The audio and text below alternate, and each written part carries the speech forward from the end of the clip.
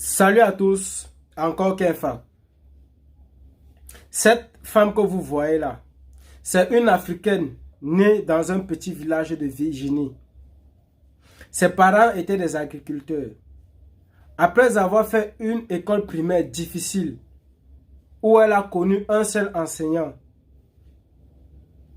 du début jusqu'à la fin de son primaire. Une fois au secondaire, elle est impressionnée par le fait que dans une salle de classe, on a plusieurs enseignants différents, spécialisés chacun dans une matière bien précise. Ce qui lui donne le goût de l'enseignement. À la fin de son secondaire, elle obtient une bourse très brillante qui lui permet de continuer ses études universitaires. La première année paraît plus ou moins facile parce que ses parents assument sa nutrition et son logement. Mais plus tard, ça devient beaucoup plus compliqué. Elle explique sa situation à un de ses enseignants de mathématiques qui lui propose un travail de baby-sister. Elle finit par réaliser son rêve, enseigner. Elle enseigne pendant 2 ans. En 1959, elle est sollicitée par la base navale militaire des États-Unis d'Amérique, où elle va travailler avec plusieurs ingénieurs. À cette époque, l'armée américaine rencontrait plusieurs difficultés. Elle avait les difficultés à identifier exactement la position géographique de certains de leurs contingents qui étaient déployés dans plusieurs pays du monde, ou encore parfois avaient des difficultés à repérer les positions géographiques de leurs navires ou de leurs avions. Pour résoudre ce problème, on met à la disposition de Gladys West les données satellitaires et on explique le fonctionnement. Pour résoudre ce problème, elle écrit un certain nombre d'algorithmes qui permettent aux satellites d'avoir des chiffres bien précis qui, bien déchiffrés, donnent la position géographique d'un certain nombre de choses fixes ou mobiles.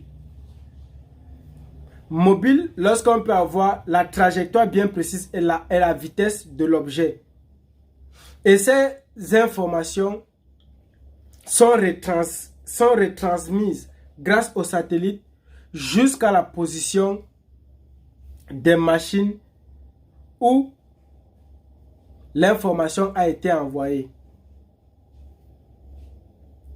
Grâce à ça, naît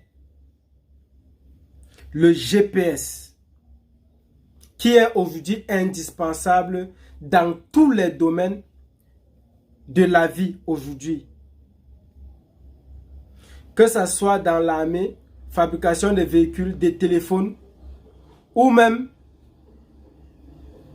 dans les ménages, les livreurs et consorts. Elle va prendre sa retraite en 1998. Et c'est seulement en 2018, en décembre 2018, que l'armée de l'air va honorer Gladys West pour la prouesse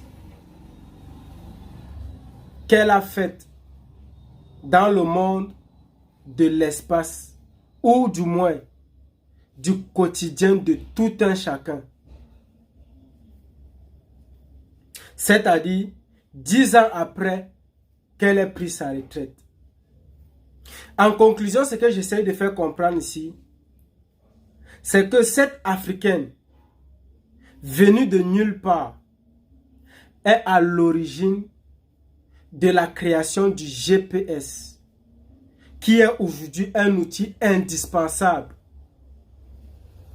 dans la vie quotidienne de tout un chacun dans ce monde. Merci beaucoup et à très bientôt.